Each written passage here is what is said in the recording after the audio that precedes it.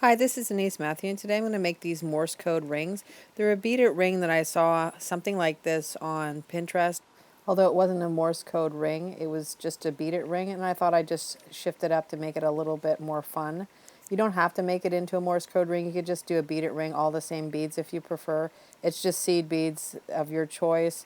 The rings that I made one was Believe, the one I have right in my hand right there, and that one says love, and then the other one says peace. So let's get started. I'm working with about half a foot of 20 gauge wire. You could go with a larger wire if you prefer, but you have to make sure that it fits your seed beads, and I found 20 gauge was perfect. So I'm just going to make a loop, probably about an 8 millimeter. You could also go smaller than that if you prefer, if you like a more delicate look. And then once the loop's made, I'm going to wrap the shorter wire around the longer wire, but I just want to wrap it one time around just to stabilize it, and then I'm going to straighten it out.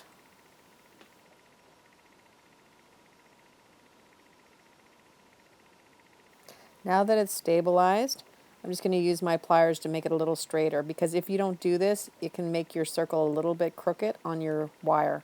So that way you just kind of straighten it out with your pliers to make sure it's lining up perfectly with the longer wire. All you're doing is a standard wrap loop, so just tuck that tail in, and then you'll have the first part of your ring made.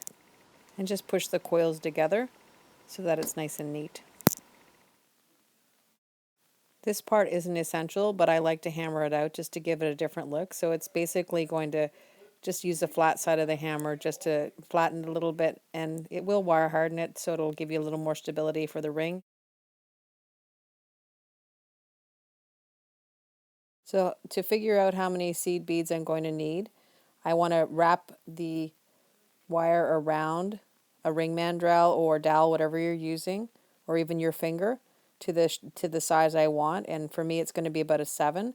I'm going to measure about half an inch beyond the size that I want, and that's only because I want to have enough space on my ring so that the seed beads will have a little bit of mobility and the ring will have a better shape. So now I just need to measure how many seed beads I'm going to need, and it's just a little bit over 3 inches, about 3¼ inches.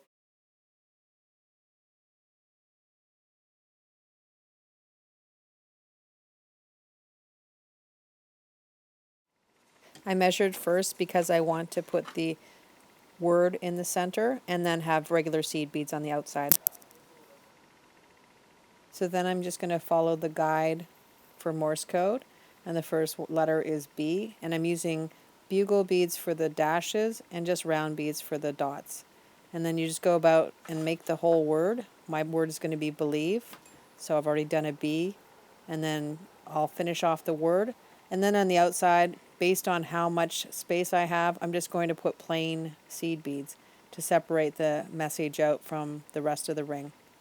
Alternatively, you could actually do a date, so you could do a date of a wedding or an anniversary or a birthday or anything like that if you prefer, rather than making a word.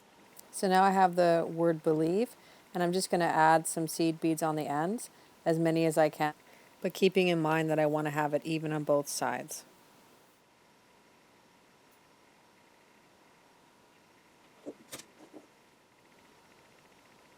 So now all you need to do is string on the beads, starting from the left to the right, and once that's done, you can finish the ring. So I have all the beads on now, and it's ready to finish. You're just going to wrap it around the ring mandrel exactly at the same spot, around the size 7 or wherever you wanted it to be, and just put the one piece of wire right through that circle. Just bend the wire back. You're going to make that into a wrap loop, so that's the beginning of your wrap loop. And then you can just make sure it's the right size and then slide it off your mandrel.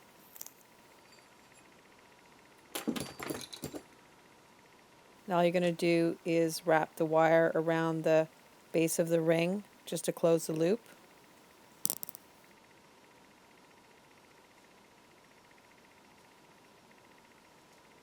And as far as adding beads to the ring go, it's better to have a few less beads. That will give you room so you can wrap the wire down.